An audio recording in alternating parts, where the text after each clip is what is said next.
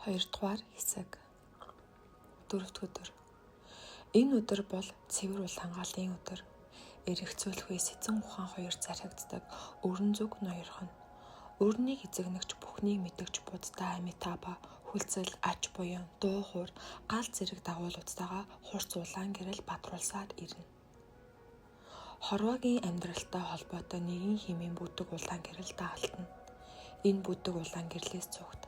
Учир нь энэ гэрэл нүглээ намжлаагүй заяа муутай сүнснүүдийн оронд аваачна. Энэ өдөр ус хонзон хайр сэтгэл буюу газар дээрх амьдралд хоригдсан аль нэг тэмүүллээс болж хий үзэгдэл буг чөтгөр буюу азгүй сүнснүүд төрдөг. Тэр цаашдаа бардыг туулж авралт хүрч чадахгүй. Хурц улаан галыг сонго. 5 дахь өдөр. Хойд зүгийн цэвэр ногоон гэрэл туяарч хойд зүгийн буддаа Амагаситхи буюу чин зоригт гүйцэлдүүлэгч буддаа заларна. Хурц ногоон гэрэл нь хардах, үл итгэх, атаа жөтөөний цайвар ногоон гэрэлтэй сүлэлдэнэ. Энэ бүдэг ногоон гэрлийг сонгуул үргэлж дайсагнана нь тэмцэлдэгч хар санаад аваргуудын оронд очих тул боломжлогтов. Хурц ногоон гэрлээс бүүвэ зоригтой хүлээж ав. 6 дахь өдөр. Бүх тэнгэрлэг тэмдгүүд болон чиний гэрлэн бүтцийн нууцуд нэг нэгээрээ чамд цувран үзэгдсэн бөгөөд чи өөрийгөө танин мэдэж ямар байсан тэр хэвээрээ үлдэж чадлаа. Энэ 6 дахь өдөр ус, гал, хий, шороо мах бодийн илрэл болсон шар, ногоон, цахан, улаан гэрэл зэрэг асна. Тэдэнтэй нэгд. Тэднийг хайрал. Тэднийг салшгүй нэг хэсэг нь бол. Өөрийгөө анхдагч төрөөгөө бодлын байдалд оруул. Чамд ямар ч эхлэл дүгнэлт тодорхойлолт байхгүй. Энэ гэрлийн аль нэгийг нь сонгож болохгүй. Бүгдд нь адил хандаж өөрийн тусгал болсон тэднийг хайрал. Энэ тод гэрлийн хажуугаар бүдэг гэрэл тусах боловч тэдэнд битгий авт. Автвал итгэл аврал үгүй өөр ертөнц рүү унана. Ийхүү бурхантай өөртөөгөө нэгдэж чадвал бүх нууцад нэвтэрч чамд мэдэхгүй зүйл гэж байхгүй болно. 6 дахь өдөр бол өөрийн сэтгэлийн чармыг танин мэдэх сүүлчийн өдөр юм. 7 дахь өдөр. Энэ өдөр чи эрдэм мэдлэгийг харах хоолойн чакрамд шилжинэ. Янз бүрийн өнгөөр гялалзах гэрэл чиний дээр эргэлдэнэ. Мэдрэхүйн тэнгэрүүд өөр өөрийн өнгө чанарыг илэрхийлэн сүртэй чанга хөгжмийн аянд бүжинэ. Тэд сайныг шагнаж мууг шитгэхээр иржээ. Тэд асар хурц гэрэл цацруулах тул харж үл твчин тайван цэнхэр гэрэл цацаж буй руу тэмүүлбээс олон зовлон урт удаан хугацаагаар идэх болно. Хурц гэрэл дуу чимээнээс бүүвэ хамт бүжгэл тэднээс туслалцаа өглөггүй. Өөртөө гялалзагч 5 галыг шингээснээр диваажинд орох үгт чинь нээгдэнэ. Өөрт чинь үзүүлж байгааг таньж мэд. Түүнд хувил чи чөлөөлөгдөнө. Чөлөөлөгдсөний шинжүүд яаж илэрх вэ гэвэл хурц тооднаар, анхлам хүжийн үнэр, нууцлаг, агаарт эгшиглэх хөгжим. Анхдагч гэрлийг таниад түүнд ууссан хүнд дхармакайд хүрнэ. Өөрөөр хэлбэл тэр хизээж бардо тойдлыг унших шаардлагагүй болно. Хонд бардад ухаар цэнхэрсэн хүн төрөл дамжих хэлхийг шууд таслан дэлхий дээр ирвэл хүн төрлөختнийг гээрүүлэх гэж ирэх бөгөөд самхоо кайд хүрнэ. Хэрвээ Сидна бардад хүрч байж сая таньж мэдвэл сайн төрөл олох боломж багасна. Өөрөөр хэлбэл Нирмай кай төвшөнд байна гэсэн үг. Гэвч хөвчээвэл энд ч сайн төрөл олох асуур буюу хүмүүсийн дунд төрж үхлээр тасалдагдсан амьдралаа үргэлжлүүлэн хөгжин дэвших боломж байдаг. Хонд бардад байх 8-аас 14 өдрүүд нь бурхад болон оюун ухааны тэмдгүүдийг эзлэх өдрүүд болмоо. 3. Сидна бард буюу төрөн мэдлэгээ хүлээх бард. Хонд бардын амьд тэмдгүүдийг таньж мэдээгүй учраас чи өөрийгөө олсонгүй. Одоо чи Сидна бардад байна. Энэ бардад төрхөн дэлхийнхээс тэсвэр. Чиний ухамсар сэргэж нэг мэтгэд чи байна. Чи урд амьд үеийнхтэйгээ адил биетэй мэдрэмжтэй чөлөөтэй хөдлөнө. Кармын жирийн биш хүчний нөлөөгөөр бардад байгаа амьтдыг бүгдийг харна. Чиний бие урдныхтайгаа адил боловч илүү төгс.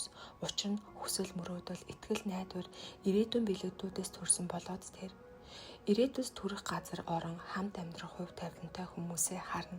Тэдэнд бүү авт. Энэ бол баардын хүнд бэрэх урт удаан зам. Хонд Бардад чи өөрийгөө харж таньж мэдэж чадаагүй. Тиймээс Сидна Бардад өөрийгөө үрэлгүй, өөрийн сэтгэл хөдлөлд автахгүй байх нь чухал. Шунал тачаалгүй сайн санаатай байж чадвал эндээс гарч дахин төрөлдөө ой ухаанаа хадгалах буюу бүр эцсийн тохиолдолд ой ухаанаа гийсэн ч илүү дээгүүр төрөл олж болох юм. Хэрэв өөрийгөө захирч чадвал эхийн юмад орох шаардлагаас чөлөөлөгдөнө. Сидна Бардад байгаагаа хизээж бүү март. Чи кармийн биетэй байгаагийн нэг баталгаа бол чи ямар ч хан хэрэм уул хадыг нэвт гаргах чадвартай. Чи кармийнхаа хүчээр дуртай газраа очиж дуртай зүйлээ үзэх чадвартай.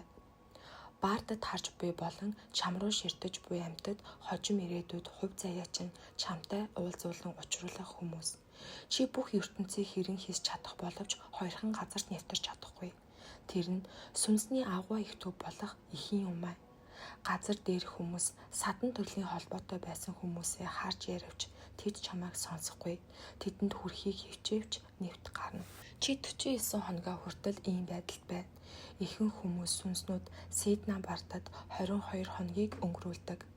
Амьд сэрүүндээ өөрийгөө цэгнэж хянахыг хичээн өөхөх төрөх амьдралын тухай байнга санаж байсан хүмүүсийг Сидна Бард ад жаргал баяр баясгалангаар угтана.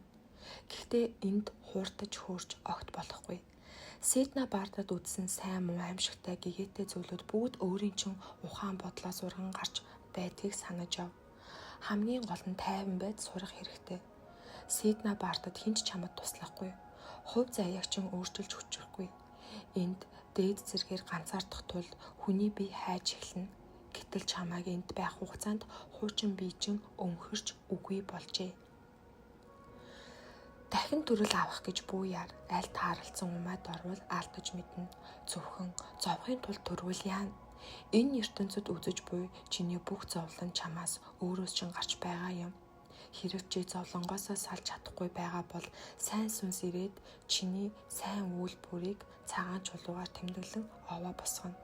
Түүнтэй цуг нөгөө талд нь муу сүнс ирээд хар чулуугаар чиний муу үйл бүхнийг тоолж овоо босгоно. Энэ овоонуудыг чи хараад айж, хилж, хашгичж эхэлнэ.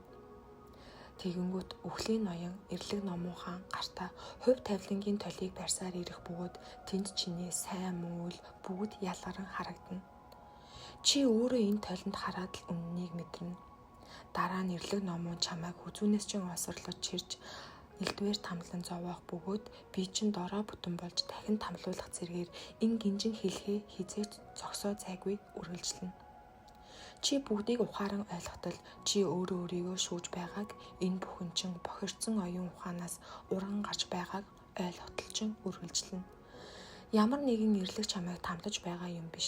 Чи өөрөө өөрийгөө зовоож байгаа нь энэ. Энэ бүхэн хий хуурамч боловч бардын ертөнцид хий үзэгдэл болон чи өөрөө нектараа адил тул өвдгийн зовлон жинхэнэ юм. Нүгэл буйнаа дэнслүүлэхдээ битгий худлааяар эрлээс битгий. Түүнээс хамгаалж туслахыг гуй. Бурханд залбир, тэгвэл аврагдана. Энэ бол чиний чөлөөлөгдөх сүүлчийн боломж. Одоо л амьдралын нууц бичлэгийг тайлж чадахгүй бол өнгөрсөн бүхнээ мартахад доошоо унана. Энэ боломжийг алдвал дахин төрөхдөө ой ухаанаа алдна гэж мэд. Дахин төрөхдөө 6 ертөнцийн хаананч төрж болно. Чиний очих ёстой ертөнц илүү хурцаар чамд гэрэлтэнэ.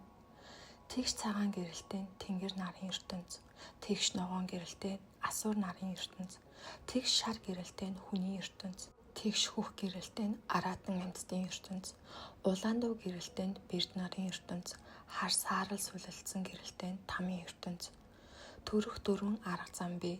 Үүнд өндөгнөөс умайнаас жирийн биш замаар үр тарианаас. Том асуур тэнгэр бэрд нарын ертөнцид жирийн биш аргаар төрнө. Хүний ертөнц болон амьтдын ертөнцид төрөлт олбол умаа шаардлагатай. Зарим сүнс ертөнцид бурхны замыг засахаар өнгөрсөн болон ирээдүгөө мэдэх чадвараа орхилгүй мэдлэг нь бий. Хэрэв өчүүхэн төдийн уурлаж уцаарлах буюу өнгөрсөн амьдралдаа дэлхий дээр орхисон зүйл эд юмдаа хоригдвол шууд төрөлт доошолж тамд төрнө. Сайхан сэтгэлтэй бодолтой бурхан багштаа итгэл үнэмшилтэй байх нь хамгийн чухал. Тэрч бүхэл чи тамийн ертөнцид төрөх тавилантайч инэрэнгүй сайхан сэтгэл гаргаваас төрөлт дээшлэх магадлалтай.